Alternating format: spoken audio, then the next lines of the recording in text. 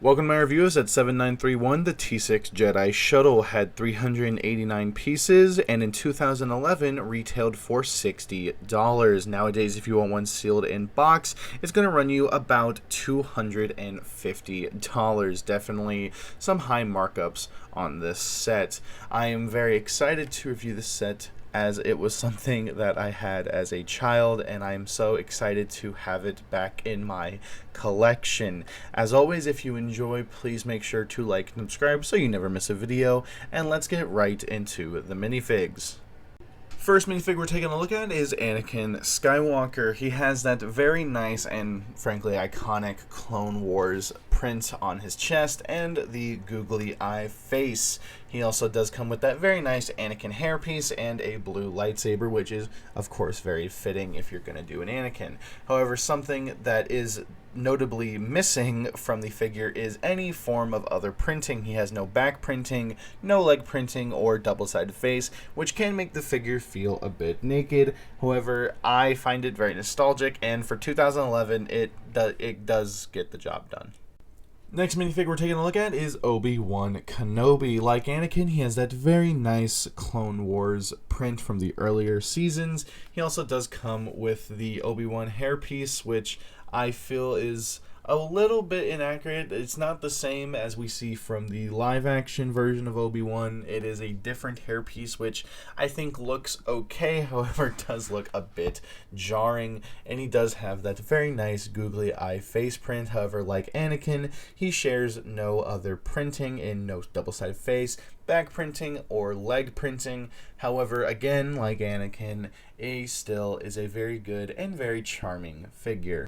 Our third minifig is Say 10. He looks very good, especially with that molded horn piece, just makes him stand out all that much. He also does come with a nice face print and chest print, but unlike Obi-Wan and Anakin, he actually comes with a back print, which honestly surprised me. I don't remember him having a back print as a kid. However, no leg printing, which I feel like for the back printing, you can kind of get away with. He also does come with that nice green lightsaber, which, correct me if I'm wrong, but I'm pretty sure that is a different green than what LEGO uses nowadays.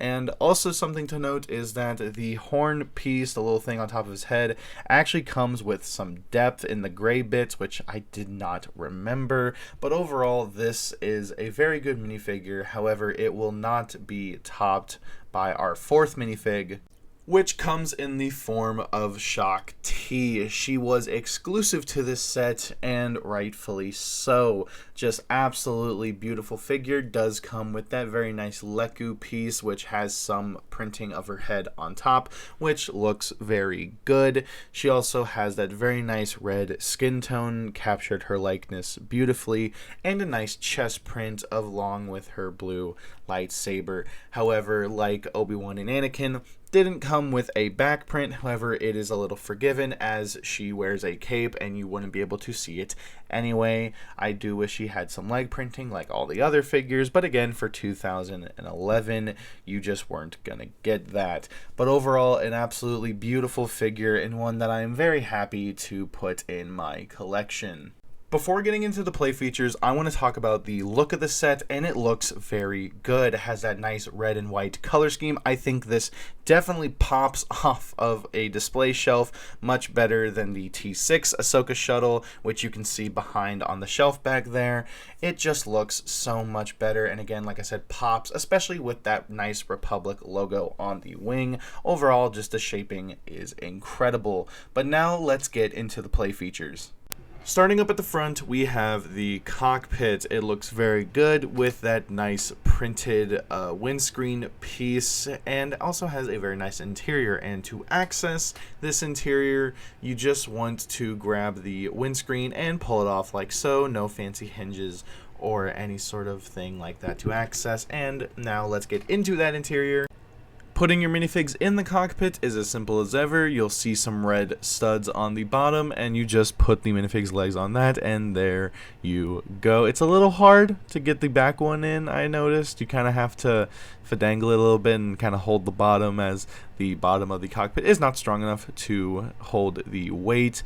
And then putting on the cockpit is as simple as ever, and when you do have the cockpit on, I will say the minifigs do look very good in there. However, I do wish you could fit all 4 minifigs in the ship, as this is the only usable interior. However, I understand that's a bit unreasonable for the back of the ship, as the mechanisms in there that we will take a look at in a bit.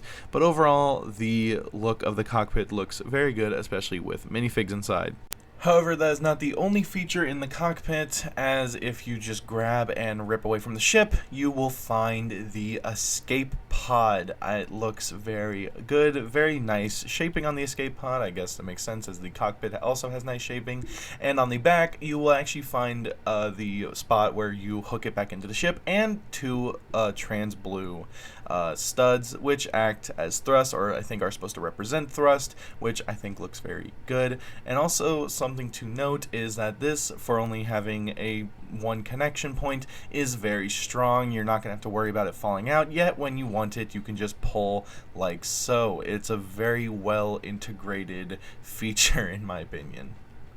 Behind the cockpit, you will find these trans blue cylinder pieces, and those will be your flick fire missiles. However, something you may notice is that you can't really get behind the missile to flick it, and that is where the back of the engines come in, as that is actually the button or the mechanism you use to fire the missile off. Just you push the button in like so, and the missile comes flying out. You have 1 on each side, and if you do flick it and you do get it right, these missiles do shoot pretty far. It's a very well integrated feature, like the escape pod. Getting to the bottom of the ship is where you will find the landing gear, and I will say it is probably some of the most simple constructed landing gear I've ever seen, and it's super easy to retract. Just push it in and it falls right into the ship, and I will say the landing gear is very needed. It's not like other ships where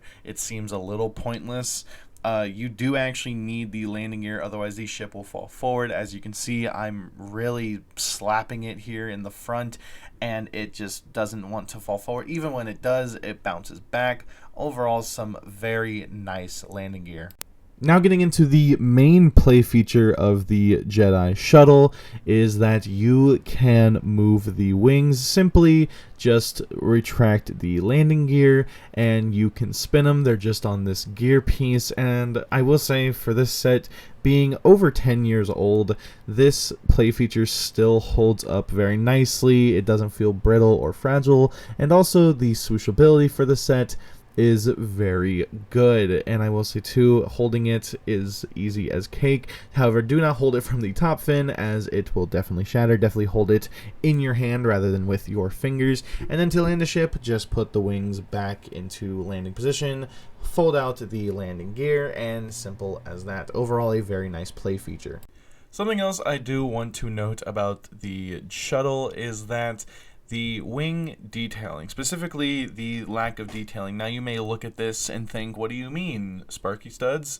That is a very nice detailed wing, very nice sticker pieces, and with the red stripe. This looks so detailed. What are you talking about? Well, what I am talking about is the bottom. Unfortunately, it did not get the same treatment. However, I will say they did try to do it, but it really just kind of falls short. However, it is not as bad as the 2023 Ahsoka's T6 Shuttle. That one is absolutely egregious. However, I do wish they could have gotten the red stripe down the middle of the wing or something like that, but that is something I just want to point out. That is the objective information I can think of on the T6 Jedi Shuttle. Now to my personal opinion. Overall, I am very pleased with this set. Again, came out in 2011. Honestly, this feels like something LEGO could release now, maybe with a little bit of updating, and it would fly off the shelves. My only sort of gripes or issues with the set is the lack of detail on the bottom side of the wing, and that wouldn't necessarily bother me, but it's the fact that it spins and you are going to see it at some point. However, again, it's not as bad as the Ahsoka's T6 shuttle. I also wish that the Shock T and the Seisei Tin were not so brittle. That's something that happened back in the day, is the dark reddish brown was very brittle, so that leads to a lot of wear and tear. That's why you may notice that Shock T has not moved at all in this video, because I am honestly terrified to move her around. And the other sort of gripe I have is I wish there was just a little bit more interior space, or at the very least somewhere to put your Jedi's lightsabers or even the other minifigs, as there really isn't a storage space. However, given the flick-fire missile space and the mechanism to rotate the wings, I can understand where that might have been a bit hard. Overall, though, if we're rating this set, I'd give it a good 8.5 out of 10, which I think is a very generous one. Again, given the fact that there's no detail on the bottom side of the wings and the minifigs leave a lot to be desired. However, that Seisei Tin is very nice with its back printing. But yes, if you want to get this set and you're okay spending $250, I recommend it. This is absolutely one of probably the most iconic sets from my childhood, and if you grew up around that time, you could probably say the same. If you guys enjoyed this video, please make sure to like and subscribe, as it does help out the channel. Also, let me know down in the comments what your favorite set from 2011 is. And yeah, with that being said, I will see you studs later.